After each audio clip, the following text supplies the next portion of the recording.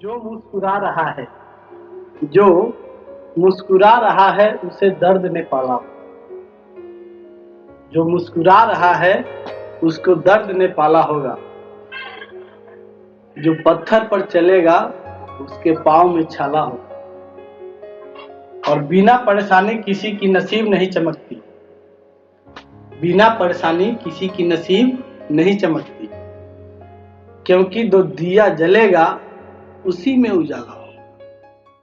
तो हम आपके अंधकार को दूर करने के लिए आ चुके हैं विकास सर एग्जाम कैरियर के यूट्यूब चैनल पर। अगर आप किसी भी कंपटीशन का तैयारी करते हैं तो हमारे प्ले स्टोर पर the life of A zone के नाम से एप्लीकेशन है, उसको आप डाउनलोड कर सकते हैं और अपनी तैयारी का जायजा ले सकते हैं कि कितनी तैयारी आपकी हुई है और कितनी बाकी है। ठीक है, तो आगे बढ़ते हैं। हम लोग देख रहे थे विभाजन के नियम। हम लोग क्या देख रहे थे?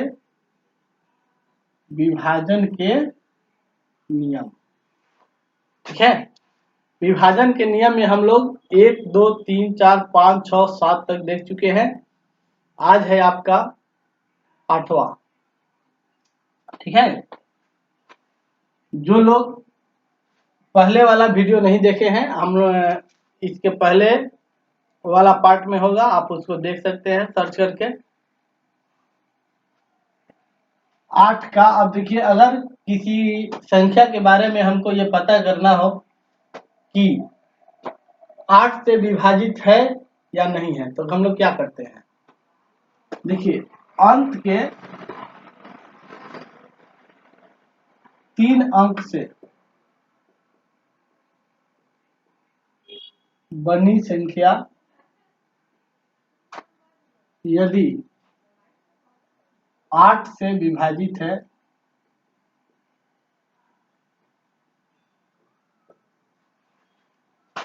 तो पूरी संख्या 8 से विभाजित हो जाएगी।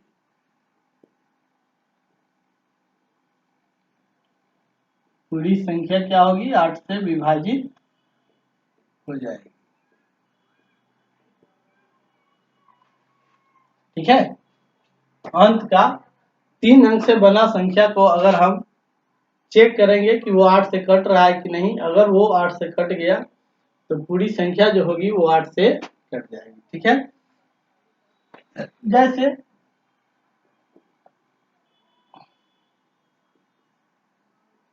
हमको इसको चेक करना है कि ये 8 से कटने वाला है कि नहीं है, तो हम अंतिम का ये जो 3 अंक है हम इसी को भाग देके चेक कर सकते हैं। 0 और 8 28 64, मतलब ये हमारा 3 अंक कट जाएगा तो पूरी संख्या जो है 8 से कट जाएगा। अगर ये 3 अंक नहीं कटेगा तब पूरी संख्या 8 से नहीं कटेगा। ठीक है, यानी विभाजित नहीं होगा। अगला लीजिए, अगर हम इसको चेक करें कि ये 8 से कटने वाला है कि नहीं, तो अंतिम के 3 अंक को 8 से विभाजित कीजिए। यह जो है 8 9 72 ये कटने वाला है नहीं है, तो ये अगर 3 अंक नहीं कट रहा है तो पूरी संख्या भी जो है हमारा 8 से विभाजित नहीं होगा, है ना। अब इसके बाद आ जाइए 9 का। देखिए दोस्तों, 9 और 3 का नियम सेम है ना। 9 का नियम और 3 का नियम सेम है, बस फर्क इतना ही है कि वहां पर अंकों के योग को हम लोग 3 से भाग देते हैं और यहाँ पर 9 से लेंगे। ठीक है, ध्यान रखिए। जैसे यदि किसी अंकों का योग किसी संख्या के, यदि किसी संख्या के अंकों का योग 9 से विभाजित है,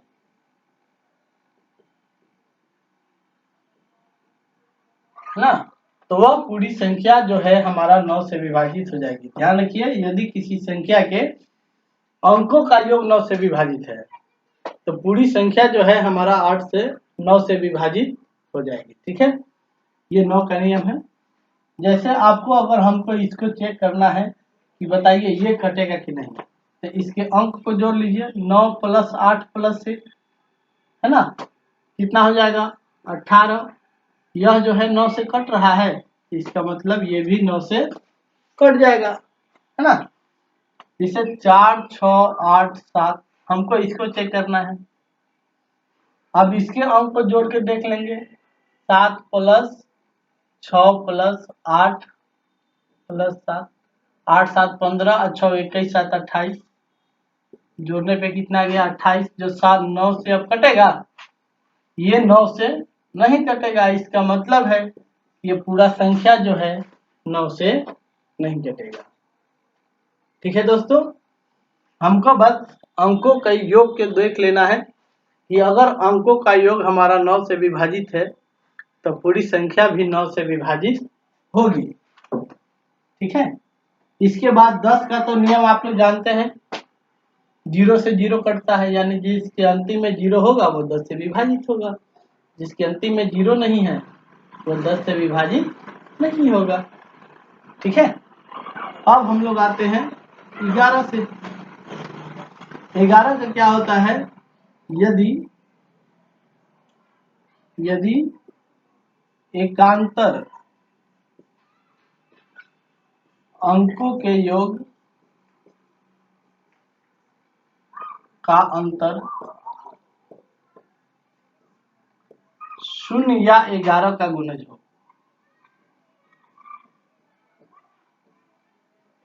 है ना।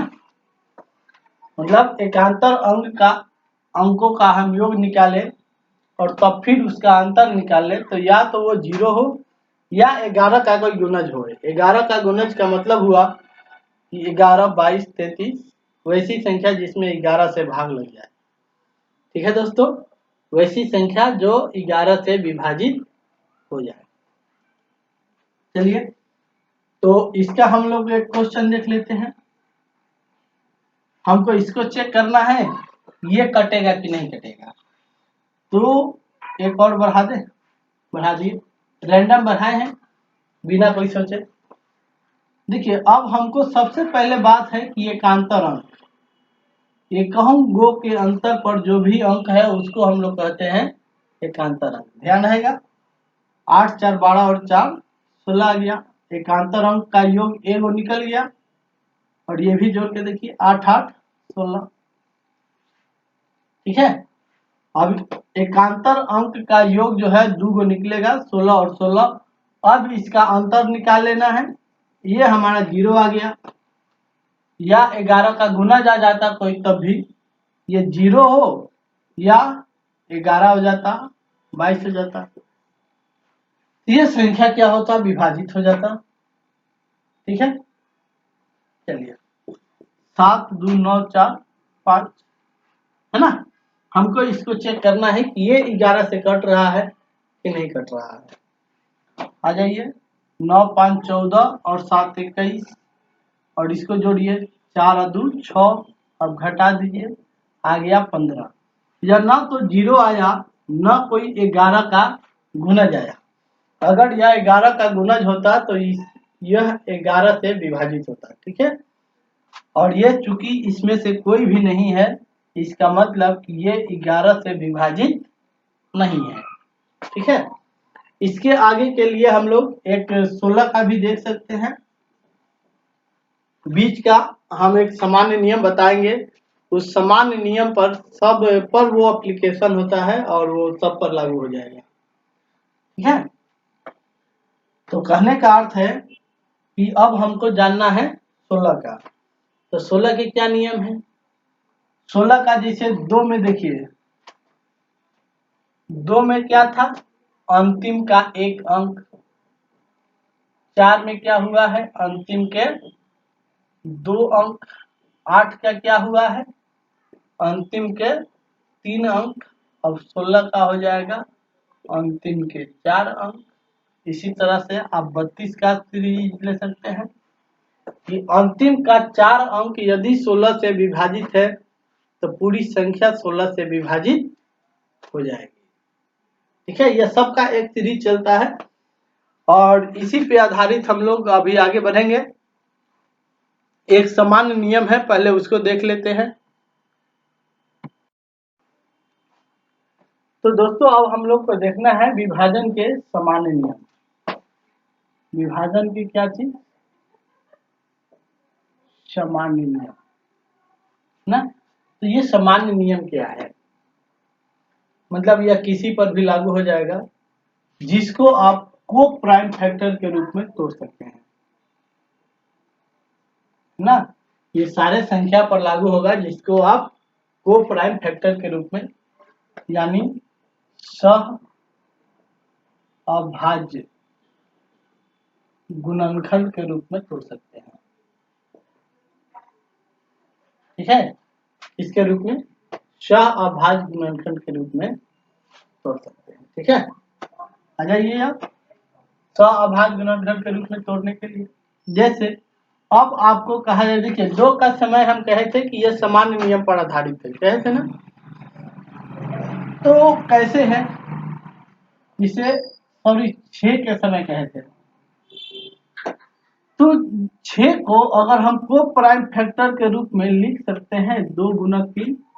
को प्राइम फैक्टर क्या होता है कि गुना के रूप में हमको तोड़ लेना है ना, जिसके बीच का मौसा 1 रहे। ध्यान रहे क्या होता है, हमको इसको गुना के रूप में तोड़ लेना है जिसके बीच का मौसा 1 रहे। ठीक है, तो जो संख्या 2 से भी विभाजित हो और 3 से भी विभाजित हो वो 6 से भी होगा नहीं। अब इसी को हम आगे बढ़ाएंगे, जिसे आपको मान गए 12। तब 12 को हम लोग लिख सकते हैं 4 गुने 3। क्या लिख सकते हैं?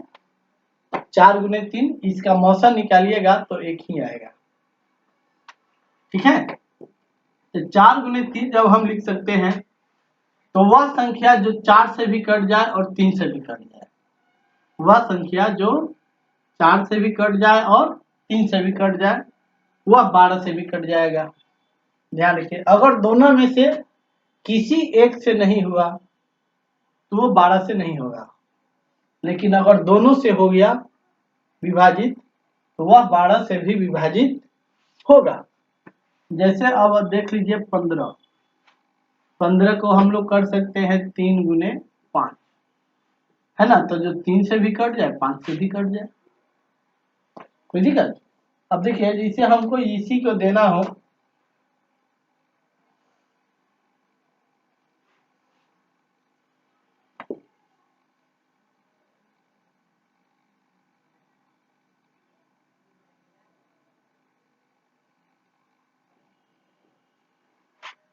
ना कि ये 15 से कटेगा कि नहीं। अगर हम आपको दे दें कि ये 15 से कटेगा कि नहीं कटेगा, है ना। तो कहने का अर्थ है कि 15 के लिए हमको करना होगा 3 गुने 5। तो ये 5 से वही न कटेगा जिसके अंतिम में 0 या 5 हो। यहाँ पर तो अंतिम में क्या है, 3 है।